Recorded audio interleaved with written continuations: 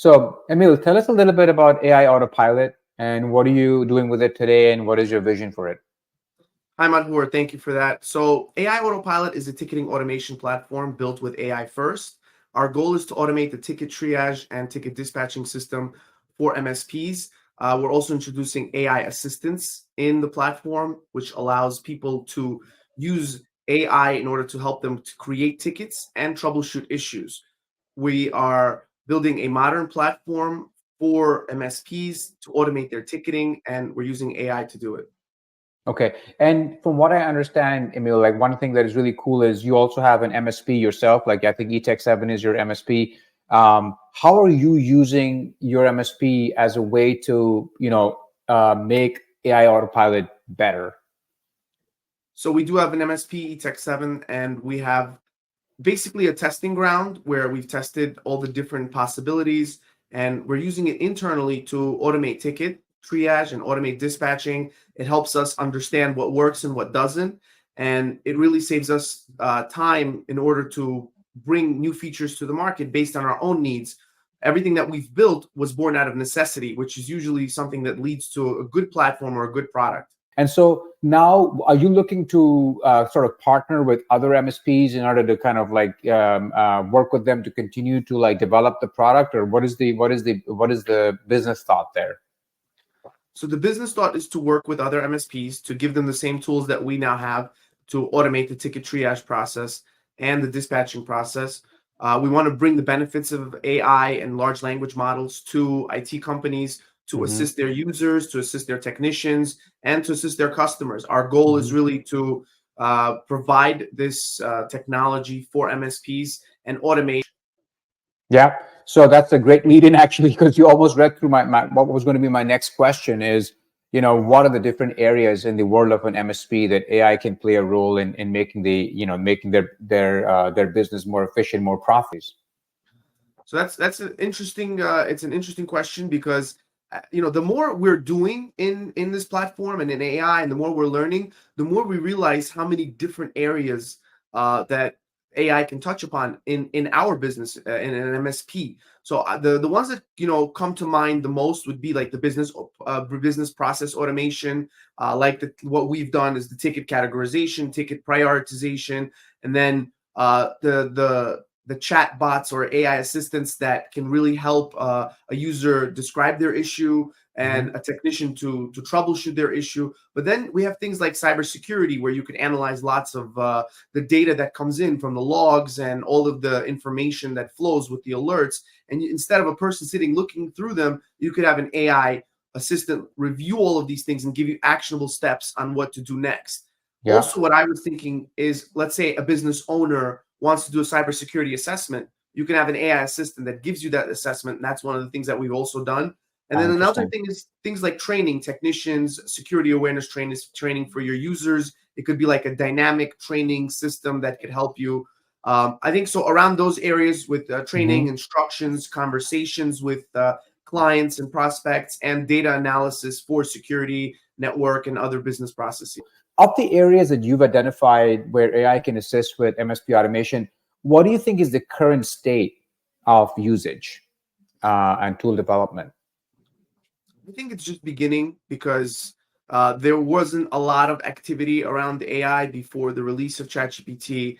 And since then, a lot of people are trying to introduce it into their products. And I think we're going to be seeing two types of tools or platforms that are going to be coming out. One is based on the foundational AI, and then the other one is using AI to improve your existing product by automating and by introducing the degree of reasoning and intelligence into it. I think that's what a lot of people are doing right now. There are some players that are working on ticketing automation. There are a lot of people making investments into cybersecurity and data Mhm. analysis.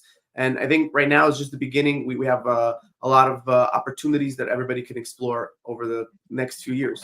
And where do you think is the real jump ahead? Where you begin to use AI and really begin to see the richness of that technology. So I do agree with you, Madhur. I think it's a astute observation. I think the future of AI and how that's going to influence work is not necessarily about automation. It's not about repetitive things. I think it's more about the creativity, finding Hmm. creative solutions to problems, using AI to present information across different fields, connecting many different systems together, and then bringing reasoning and analysis to those systems. Hmm. I think cybersecurity threats are a big one because with AI, cybersecurity attacks and the threats themselves are now more sophisticated. So I think you're going Hmm. to need more sophisticated systems to respond to those threats. Hmm. And a lot of people who are bringing those important capabilities and thinking outside the box, I think that's Hmm. going to be the next wave of Yeah. innovation in the space. So like, to me, AI really, where it really kicks in this area is basically thinking of it as an incredible tool to look at unstructured data. Language is unstructured data, right?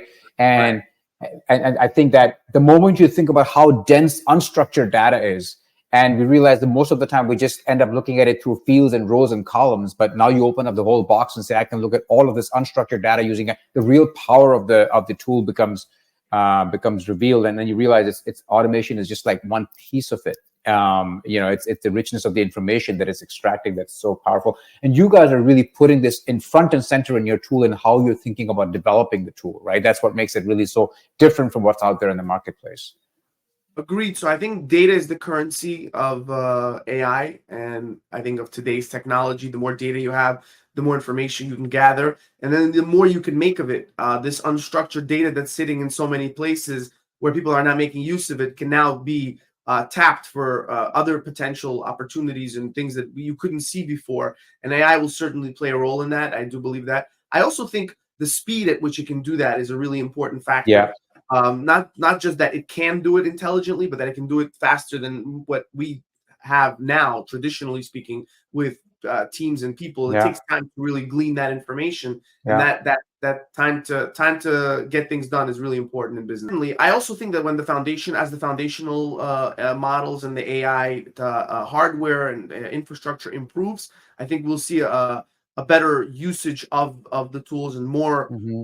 more will come to light on how we can use AI as it improves. That in itself is going to improve, and then as other different innovators and developers come together to produce more and take more out of this technology, we'll be able to see Hmm. the benefits over time. So I think we are Yeah. in the beginning stages, and I look forward to seeing how everything Yeah. Yeah. And as with every technology, those people who are able to get ahead of the curve and do their outreach and develop their models faster will have an advantage over the rest of the field, which probably they will be able to sustain, hopefully, and continue to maintain that edge. So you guys are yeah, right at the edge of this. Yeah. yeah, that first mover advantage is really Hmm. important. I agree. Hmm. I also think that's noteworthy to mention. There's a concept that's called abstraction, and abstraction is really working on the most outer layer of development. So, like if you think about it, you wouldn't be able to have Facebook without internet, and you wouldn't be able to have Microsoft without a physical computer. So, whenever somebody creates a new technology, then you can take advantage of the opportunities that it affords. So, the smartphone, the internet, the computer, all these different things created new industries. So abstraction is working at the most outer layer to basically go into untapped potential, Hmm. the deep blue sea, and Yeah. AI represents this potential at this Yeah, moment. that's a great point. That's a great point. It's a completely new technology which will open up a whole new set of possibilities, right? Which we probably don't even fully understand or envision right now. Exactly. Right. Yeah, that's a great point. Yeah, let's switch a little bit. Tracks. I always Sure. found your background really interesting, Emil. In fact, that's how we connected when we did connect. You actually come with if I look at your educational background, you've got a BBA and economics from Baruch, but here you are like knee deep in some of the most technical things, even with not just with AI automation, but also with ETEC 7. Has technology and IT always been a passion for you? How did you get into this space? It has. That's a great question. I was always passionate about technology and innovation. It's what drives me. I was in Baruch for business because I wanted to actually go to law school. So I wanted to get a business degree, which didn't matter. I was studying economics, and then I actually decided to switch over to IT because I already had some clients in IT while I was in Baruch who were paying me to support their networks and their Okay. environments. And I figured I should follow my passion and get involved in what I really want to Hmm. pursue. my goal in really developing new technologies, and I think that's what brought me here. Yeah. Let's go back even further. Emil, you grew up in Manhattan, right? You've spent most of your life, if not almost all of your life, in Manhattan. But you are from Uzbekistan originally. You were born there. That's Yeah, correct. yeah. And then what brought you here? What brought your parents over here? So at that time, the Soviet Union collapsed or was collapsing, and a lot of the Jewish Bukharian people were moving um, out of Uzbekistan and Tajikistan, and they some decided to move to Israel, some decided to move to Hmm. America, and my family brought me here for a better life and more opportunities. Yeah, and I wanted to be here. for we know this in America because we see people starting lives in America who were born somewhere else all the time. In fact, that's what this show is about. This podcast show, 1983. I always Yes, feel that there is just this extra gear of hunger and drive and hustle, for someone who starts their life here. And what better place than to be in Manhattan to do that, right? So you're very tied into the Manhattan community, and you're in your community as well as the Manhattan sort of ecosystem. Is that fair?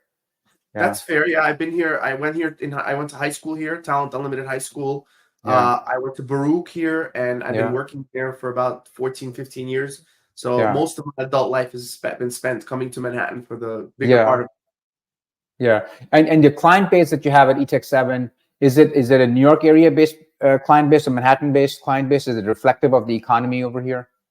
It is. It's mostly New York City with the five boroughs, Yeah. predominantly in Queens and Manhattan, and I would say it's very tied to the area.